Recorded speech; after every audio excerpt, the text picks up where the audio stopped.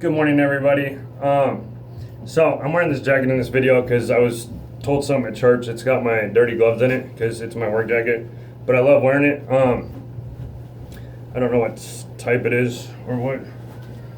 Dickies. It's got the zippered pockets and it's warm and it's got a liner in it and it's super warm because I do outside work. But I had a brother at church today come up and say, "Man, I gotta give you one of them jackets. I like that jacket. I don't usually wear coats because I'm usually a super hot body person, but I was like, I got this one off a dead guy." And I kind of said it at half cocked because I'm a very blunt person, if you haven't realized that or watched any of my other videos. But I did get this from a dead guy, Stephen, who worked with me. And he didn't work with me for very long, but here's what I remembered about this man. Every morning, he would come up, and Stephen had a very playful, awesome, big heart. And I kept this jacket because it does make me remember him when people bring it up.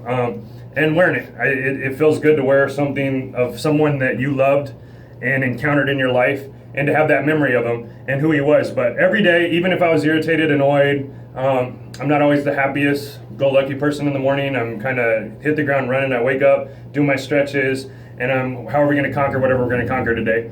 But Stephen would always take time out of his day, morning, and he went through stuff too. He had problems in relationships, problems with family, but he was always happy. He always came up and gave me a little hug. And that meant the world to me. Like, Stephen changed that part of my life. Like, my brother Mike's a lot like that. But I mean, he also was very deep in his faith. And he was the one that started doing the little prayers in the morning at our company. And I got guys that have used very foul mouth, very vulgar language, very harmful, playful jokes of very off the wall things sometimes. But everybody would respect Stephen and that faith, and we all kind of are in that faith and growing towards that faith, and we know we're all doing it at different levels and viewpoints. And I wonder if the disciples and other people were like that, where you had this, one of them was like this high up disciple that was a lawyer type person, and then these fishermen that were very blunt, playful, joked around about a lot of stuff. Like, it's just crazy to see all the aspects of life. Our children are coming through different aspects. The person that's on the street corner, for instance, today we went over the 10 Commandments, and God summed them up on love God with all your heart, soul, mind, and strength, and love your neighbor as yourself. Who's our neighbor? Everybody.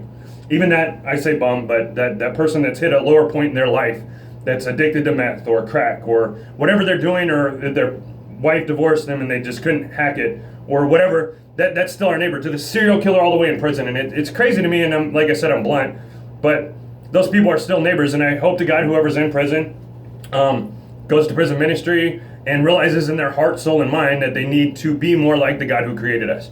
And Stephen had that kind of playful, loving. It's not that he didn't struggle with stuff. I knew stuff about Stephen and talked with him about it many times with different things. But I don't want you to focus on the bad of the person. I always try to focus on the good. And the good thing about Stephen was he was not afraid to pray in front of people, and he used to pray every Monday morning from our meetings, and I still do that today. And I thank him for it, because I probably wouldn't have started praying. Him and my dad died literally within a week of each other. And it was crazy to me because it was like, holy crap. Like, I don't even think it was a week. It was some days. It might have been a solid 6 days, 5 days. And he was very young, and my dad was, I was hoping my dad would make it to a greater age, but we're all passing through this thing called life between two dates.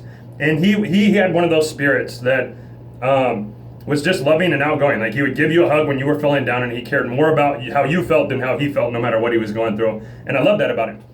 That's why I wear his jacket. I'll probably wear this thing till it rusts out and falls off. But I wasn't joking when I said I got it from a dead guy. But Stephen, to me, isn't dead. He's alive in faith with my Father, with the great cloud of witnesses and the bleacher of faith. But all of us are going through this thing between two dates.